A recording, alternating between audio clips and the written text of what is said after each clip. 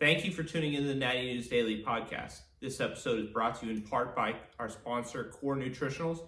You can check out corenutritionals.com for all your supplement needs and use code Natty News Daily at checkout to save 20%. Enjoy the episode. What's going on, people? Welcome to another episode of Natty News Daily. This is going to be a fun one tonight. I think it's going to be a pretty interesting combo, a little fun chat. Obviously, by the title, you know what we're going to talk about. And it's the optimal overuse of the word optimal, maybe over analysis of people's training these days. And I don't know, just the taking away the fun out of bodybuilding sometimes, making it too complicated. So our lovely co-host here, James, did a video on Instagram that garnered some good laughs, but I think the point of view was good in that there's, how do I put this like the most like concise way possible? We're trying to over isolate everything, right? Yeah. Like there is a very valid reason to use compound movements and to keep them compound for, if nothing else, like time efficiency. Because if we start isolating every single muscle, now what you could have done in one movement or maybe two, you need like 5 or 6 to hit every single thread of every single muscle. That was kind of the point of the video, really. What does it matter if you isolate it if you can't output any force anyways? Right. From the engineer over here. Yeah. This is actually good. You've got an engineer, you've got a physio. I bring nothing to the table, but that's fine. I just like to lift. So yeah. With training, I think that there's definitely a time and place for getting more kind of fine-tuned with things. But I find right now, anyways, it seems like people are trying to find ways to fine-tune things that don't need to be fine-tuned. Right? Like strapping yourselves to machines that don't need to be strapped to. Like, is it making that much of a difference that you have to even concern yourself with it? Like, probably not. Or complaining about cuffing a lateral raise when you're using like 20 pounds, or like worry about grip strength on a lateral raise. It's like, bro. Well, but beyond that, we're now causing new issues with the variation that we then have to fix that the original variation didn't have, right? So specific to that lateral raise, all right, you've cuffed it. Well, now some people are finding that because their hand's all nice and loose, they're getting some elbow pain because you're not getting like the active stability of those muscles. So now advocating to grab onto a ball, to grip the ball while the cuff is around your wrist, when just hold on to the handle, right? Like if you really need the grip, just use a strap like you use for a deadlift and just strap yourself to a D handle, right? Like it's way too complicated. And I say that as someone I'm literally using like cuff lateral raises as we speak in my training program for different reasons. But I would also just grab a D handle if I were at a gym that didn't have cuffs and know that I'm going to get just as good gains from that.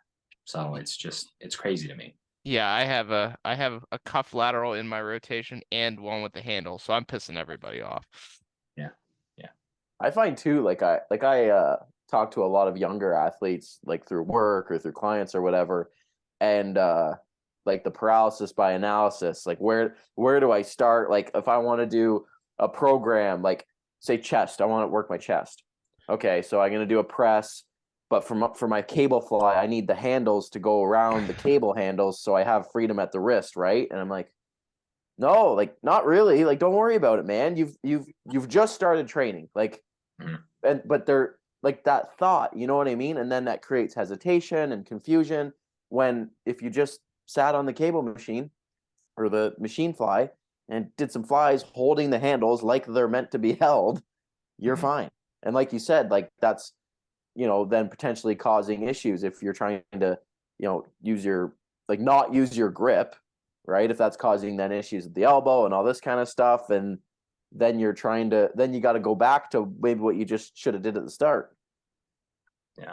And there's like numerous examples. If you watch the video that he's referencing, right? Like it's a lot of strapping yourself to things that you don't need to strap to, using like the trend now is like cuffing compound pressing movements and cuffing or using ab straps for pull downs where you're just completely eliminating so many other muscles in like half of the movement, right? Like if I go to do a pull down and the motion is here, I may as well just do a straight arm pull down with the lat, right? Like it's no longer a neutral grip pull down, a wide grip pull down, because it's just a completely different motion. All we're doing is extending the upper arm from a flex position to an extended position. There's no more retraction at all, which I guess if you want to isolate the lat, great. But there's so many other ways that you can do that without making up this crazy variation is kind of the point. Do you think some of it is ego driven because the cuffing things and doing all those sorts of things inherently shortens the moment arm and it increases the amount of load required? So do you think part of that is driven by that? Could be, absolutely. I mean, like you think about like cuffing at the elbow, that's shortening the moment arm in half. That means you can use literally double the load, assuming you can output force, which is not necessarily always a good assumption, but who gives a shit what you can cuff lateral raise? Yeah. Like, I've never asked that in anybody, right? Like, you're not, like, if it's for your own personal ego or whatever you said there about like getting more weight, like it's not on things that anybody really cares what you lift on, right? Like, I'm not cuffing a deadlift and pulling another 50 pounds off the ground, right? Or I'm not like cuffing a barbell squat and all of a sudden I can, do 5 plates for reps. If it's making that big of a difference to your pull downs and stuff, like, no one's going to care that your 120-pound pull down is now 150. Right. And like, is it making that big of a difference? Whereas if you just did the original movement and just progressed with that and just kind of puttered away with training. Yeah. The thing that really bothers me the most, and like, I'm a minimalist and I'm biased in that way, right? Like, most of my training early on was dumbbells and barbells. So for me to even be like using the cables that I am and the cuffs, like, I've changed my opinions on a lot of things and I'm open to doing so. But I feel like the certainty and like the absolute like elitism that some coaches like say these things about these variations causes so much confusion for the newer lifter, right? Like, I can't do dumbbell lateral raise. I have to do a cable lateral raise on a bench supported with cuffs crossed over. Like, it's like, whoa, hold on. Just like take your arm and abduct it, right? With I have weight. to take notes on that one. Right? Like, it's just, it gets so complex where like we can decipher why that's happening. And we know the nuance as to like why there might be a case for that being said, but that's not being said in the caption. It's, here's what you need to do. You have to do this. You should be doing this. So now the guy that just stepped in the gym for the first time, it's overwhelming. Absolutely, I'm sure. And Leroy, we talked about in the past, you've had that conversation with someone who felt like they weren't going to get the gains that they could because they didn't have a specific brand of handle at their gym or equipment at their gym. Yeah. Yeah. Like, take the typical high school gym, right? It's going to have dumbbells, probably a squat rack, typically some sort of cable setup, like a crossover, lat pull down, low row, or whatever. Maybe like a leg extension, leg curl. Like, that's it. Like, that's a probably pretty bare bones high school gym. And yeah, I've had conversations with people where they're like, oh, I don't have machine A, B, C, D, or handle A, B, C, D. And they're like, what do I do? I'm like, what do you mean? What do you do? You have everything you need. You're good. Yeah. Yeah. And then it creates that confusion, and then it fuels that insecurity of, oh, I don't have those machines, so I'm not going to make progress. Or, oh, that's why, this could go even further and maybe an extreme example, but, oh, that's why I'm not making the progress. I need PEDs. Yeah. Right. Like, I don't doubt there's at least one case out there of a young athlete that maybe maybe he trains at home, right? He's got a squat rack and he's got adjustable dumbbells, 5 to 90, but they feel they don't have everything they need. Oh, PEDs will make up for the lack of handles I have or lack of cuffs that I have at home, right? Like, I don't think that's completely impossible to think about, which is sad. Yeah. No, it's a strange world we find ourselves in. And I kind of like joke with you guys, privately about like, if I see one more video with a strap, and lo and behold, like the next video, someone has come up with a new variation for it. And I'm going to keep harping on like, this is not a anti-nuance, anti-variation, bro, like just pick up the weight podcast. But to some degree, like the pendulum has swung way too far, in my opinion, right? Like there's a happy medium and we just bypassed it entirely. and are like every movement has to be stable, every movement has to be isolated, every movement has to be like a robot. And I've always been one for like controlled form, minimal momentum, things like that. But now I don't even want to like associate with some of these things and variations because it's gone way too far, right? Like me as we'll call it a moderate lifter, or like can see both sides of everything. I don't even want to use like, I would love to probably have some specialty handles, but I don't even want to use them now because it's just like, it's associated with that group, right? So it's odd for sure. Don't let Do you your think emotions dictate that, James. I get that though. I have that kind of mindset too, right? Like same as James, right? Dan too. Train at home, train in the garage. Like we don't have all these fancy pieces of equipment. Some have like, I think all three of us have more than maybe the average home gym would. But I get what you're saying, where you like kind of have this part of me that's like, yeah, I love the basic hardcore stuff, right? But that's just kind of the bodybuilding scene I was brought up in, right? So maybe there's some emotional attachment to that. But I agree with you that there's somewhere in the middle that you can have that, 50-50, 60-40. But now it's like way, like you said, everything needs to be, okay, this is the movement.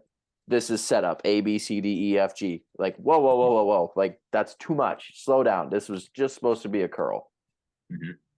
Yeah, I mean, people used to highlight like, here's my deadlift set for the week, here's my squat set for the week. Now it's here's my adductor set for the week and my single arm cable behind the back lateral raise. And it's like, I don't know how long are you spending in the gym to hit all these different variations? I mean, maybe they're doing it in an efficient way that I'm just not able to program in. But I know if I were to break down my, like, we'll just say back training, right? Because that's an easy target in now, like today's market.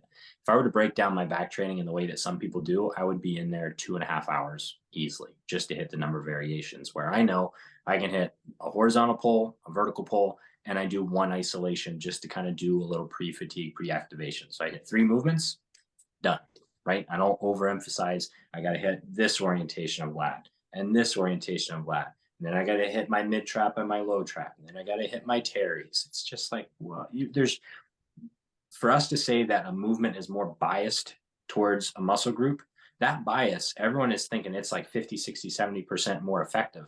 We're talking like fractions of percentages, maybe, if you're going on EMG data, which we know was flawed inherently anyway. So really, you could just be adding a bunch of volume for no reason. Yep. Yeah, and Yeah, potentially well, taking away to be fair, it's not always just based on EMG activity. It's sometimes looking at actual patterning and what's moving, what the movers are, and what how you're moving essentially. So Yeah. I should clarify that. I fall a little bit more like, I don't know. I find myself on both sides of the fence. Like I think my inherent bias is to be like, I like to understand how things work. I'm the engineer. Like that's just how I am. So like I definitely have a thing for that kind of stuff. But like I also have a thing for just hard, heavy training. So I think that balances me out a little bit. But I think I tend to actually probably land more on the opposite side of YouTube, but that's an aside. But yeah. Well, you're very analytical, right? And I think that's something in the personalities of each of us as well. Like Leroy and myself are a little bit more, maybe meathead, and I just like to pick up heavy things. And you're very analytical about exactly why you're doing the things. But even you, like, there's a very legitimate reason if you're going to do a variation, and you can like speak to that very succinctly. It's not this whole like down the trail into the woods trying to figure out why exactly Dan is doing this variation, like the cable adduction or abduction that you were doing the other day, right? Like you have a very specific reason. It puts you in a lengthened stretch position that the machine doesn't do, and you get a better stimulus. Boom, done. That's all I need to know, right? But if we're throwing in all these things for like added stability, well, like, what does that do? Can I then apply more force? Because if you can't, then that stability is not really doing anything. Yeah, and we've talked about like, stability is not always a good thing. Like I think it's universally just idolized. Oh, more stability must be better. Well, then just fucking I don't know, like literally put yourself in a coffin so you can't move. There's a fully stable well, you're not moving, so you're fully stable. Like, great, okay, but So like, my next pressing day is gonna have coffin presses. You quoted it here first. Yeah. Build out the frame, just in it. You're just no, the bar doesn't even move; it just sits in the rack. It's fully oh, stable. gotcha. Yeah, stability. I think the biggest thing that we can probably all agree on is the effect it can have on people that don't know. Mhm. Right? Like James said, Yeah. like Dan, for example. Dan's maybe more analytical than the two of us might be. And everything he's doing, those selected movements that are in the realm of what we're talking about, he has a reason for it. And for him, it's very justifiable. It makes sense. You know, he's been training for a decade. He's a competitive bodybuilder. Like, he checks all the boxes that, in my opinion, may be prerequisites for needing those movements. I Right? should I also think note that I don't do everything perfect, and there's sometimes there's I'm open to being wrong on things too. But there you go. yeah, but Dan to admits he's Leroy's not point, perfect. I was thinking about it. Like, I don't think I've missed a training session in like, I don't even know, 5, 6, 7 years, something like that. I can't remember the last time I've missed a training session, a planned training Sounds session. like it was 8 years ago. You missed one. I'd have to think. I probably missed one in probably like 2013. Maybe might have been a decade then. I don't He know. wakes up at night dreaming about it. That one time. Dreaming about being cuffed.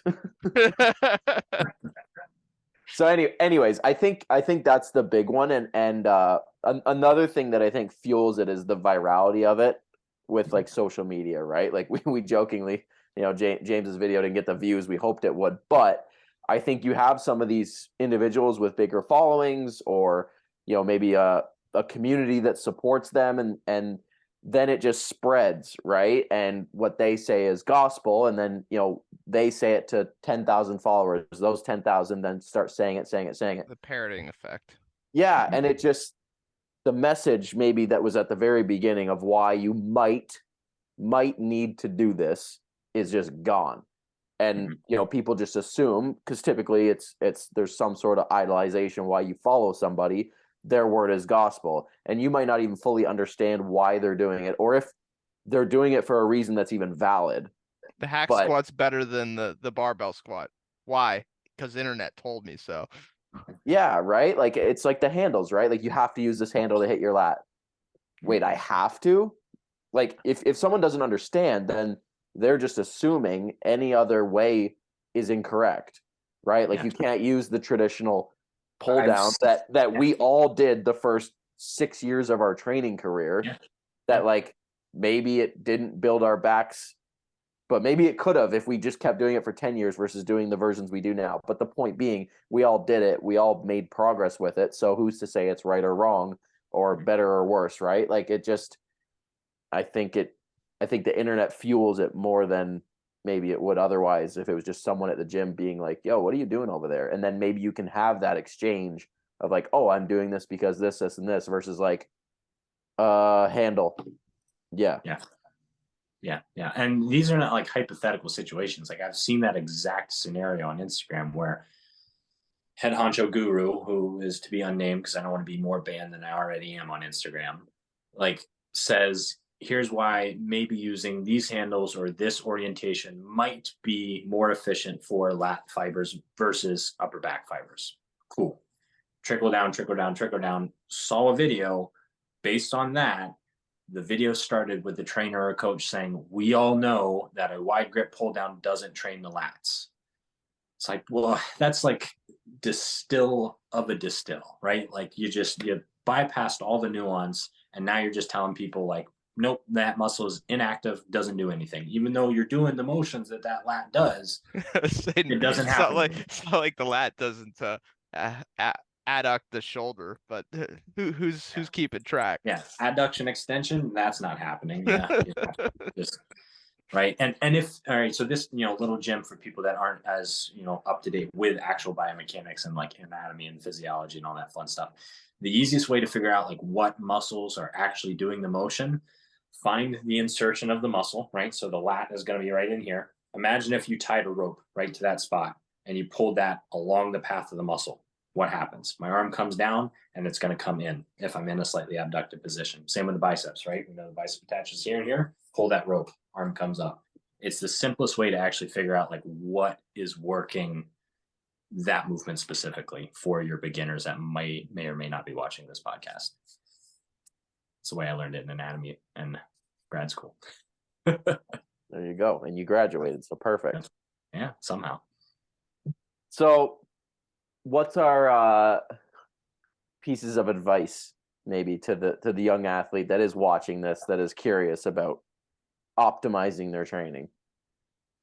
Hypertrophy is forgiving, right? If you're showing up time after time, year after year, you're training to an approximate of failure, somewhere relatively near failure, and you are adding, load or volume over time and then recovering from it, you're going to get hypertrophy.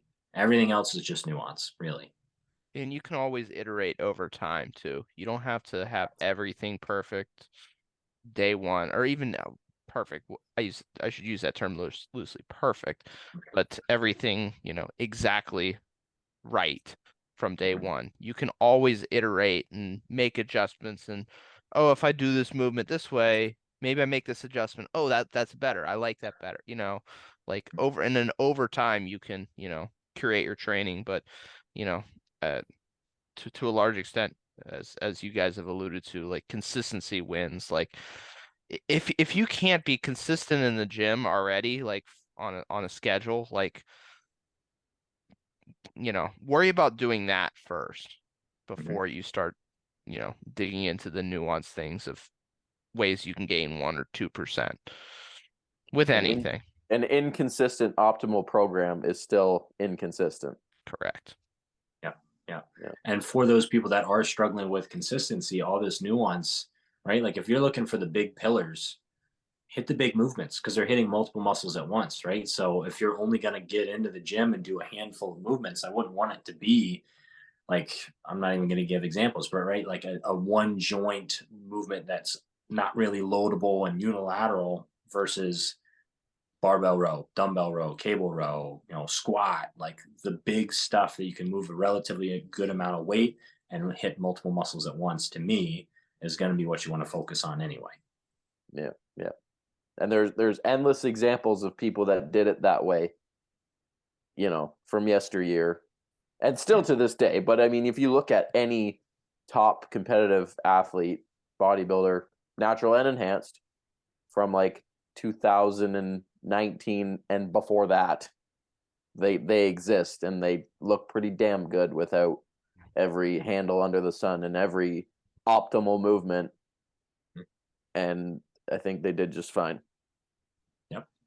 Again, not to say, this isn't to shit on any of this stuff. We're just having a constructive conversation. And it's not that you can't make things better and stuff like that. But don't let the idea of chasing optimal or chasing better, like, cloud that there's not a simpler approach that's valid, right? Like, we all have different ways we train. And, there's going to be people watching this that are going to be like shaking their fists at the screen. And then there's people watching this that are just going to be nodding their head. You know what? I kind of get it.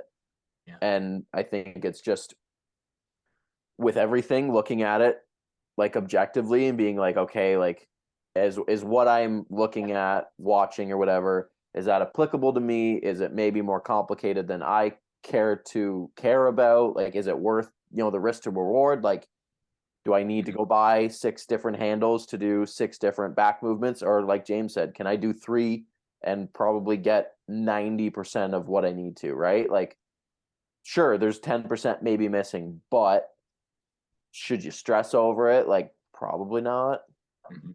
Yeah. And for those individuals that are watching this saying, well, I enjoy training that way, cool, right? Like that's go for it. It's not wrong. You're never going to stop someone from working out, right? Like it's your body. You can do exactly what you want with it, however you want to. Right. Like, so you said like risk reward, right? So there's not much risk in doing this other than just a little bit of time commitment. So if you have the time and you want to put in the effort to, break things down into a little bit more nuance, go for it. Me personally, that's not the way I do things. Right. So, and I can see that there is maybe valid reasons for some of these movements. Some of them, I think people are just trying to, fit into that crowd. And that, I would say, would be the wrong reason, right? Like if you can't justify to yourself why you're doing it other than you saw someone else do it, maybe just take a step back and like really try and figure out the why before you do that movement. Yeah. 1,000%. Beautiful. Hopefully people learned something today.